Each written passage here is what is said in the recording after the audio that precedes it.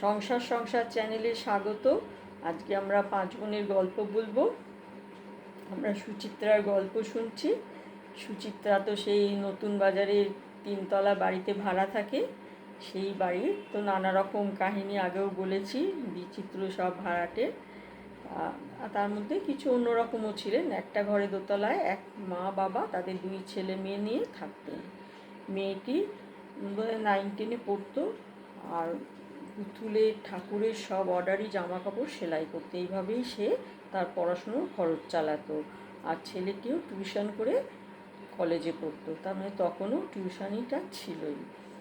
তারপরে তারা কিন্তু খুব উন্নতি করেছিল। মেয়েটিও খুব বড় একটি দোকান দিয়েছিল, অনেক লোক রেখে সেখানে জামা কাপড় সেলাই হতো, ভালোই চলতো। আর ছেলেটিও কলেজে অধ্যাপনা করতো।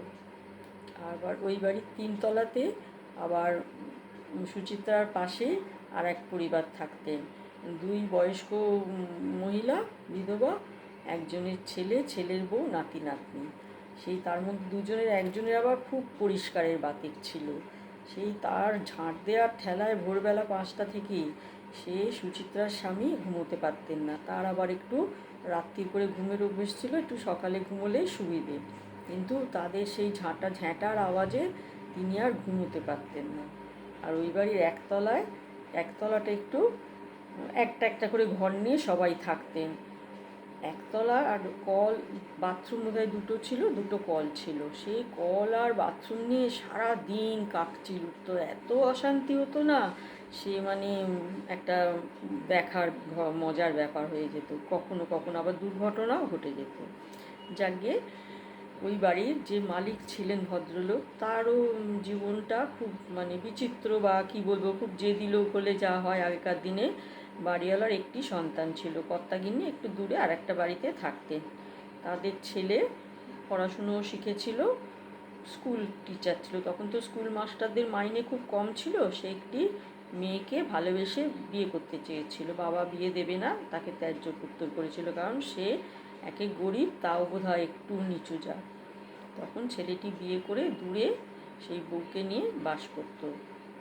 মায়ের সঙ্গেও তার দেখা করার অধিকার ছিল না। মা তো ভীষণ দুঃখ পেতেন। সুচিত্রা মাঝে মাঝে সেই মাসিমার কাছে গিয়ে একটু গল্প করে আসতেন।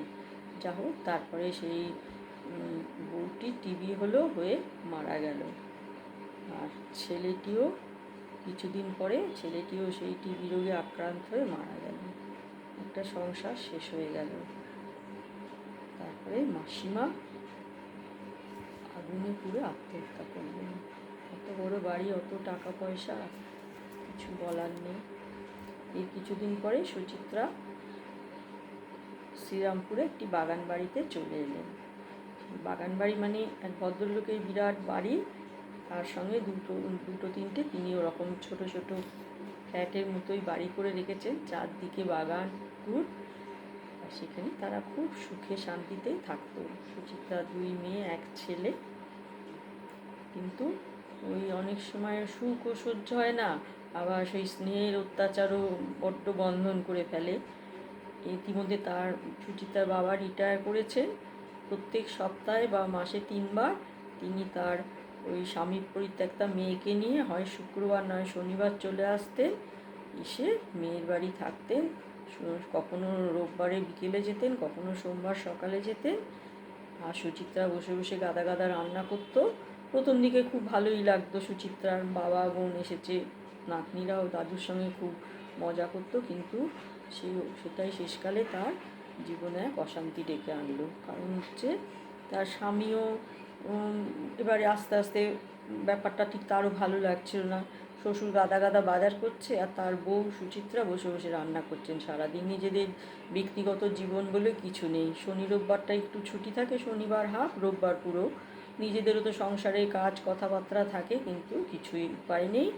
ওই শ্বশুর, আর সবসময় শ্বশুর শাশুড়ির আওতাই বা কার ভাল লাগে।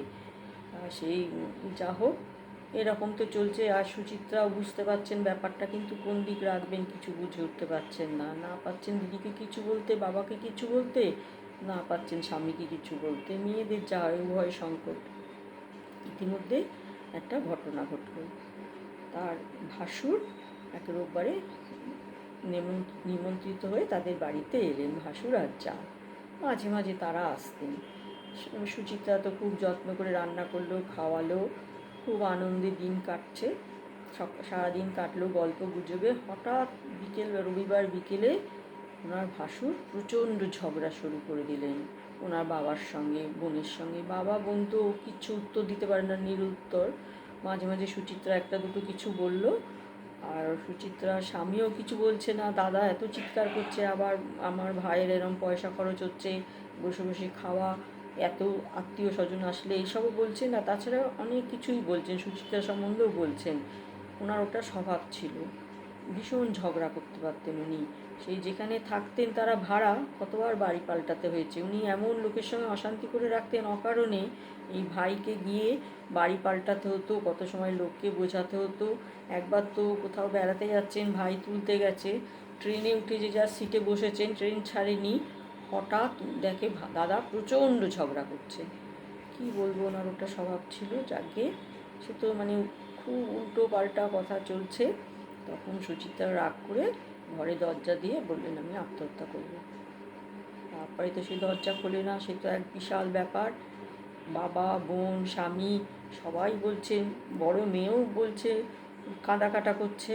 তিনি তো দরজা আর খোলেন না। তারপরে বোধহয় ঘন্টা দুই পরে দরজা খুলে বেরোলেন। তখন ভাসুর যা চলে গেলেন, যা খুব দুঃখিত হলেন, যা খুব ভালোবাসতেন। আর তার বাবা দিদিরও আশাটা কমে গিয়েছিল। একটা সমস্যার সমাধান হয়েছিল, কিন্তু খুব খারাপভাবেই হয়েছিল।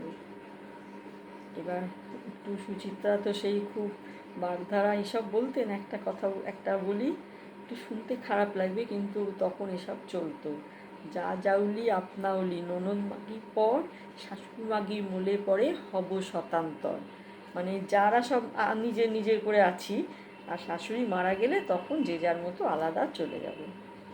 আজ এই পর্যন্ত। নমস্কার। ভালো লাগলে আমার চ্যানেল দেখুন, লাইক করুন, সাবস্ক্রাইব করুন।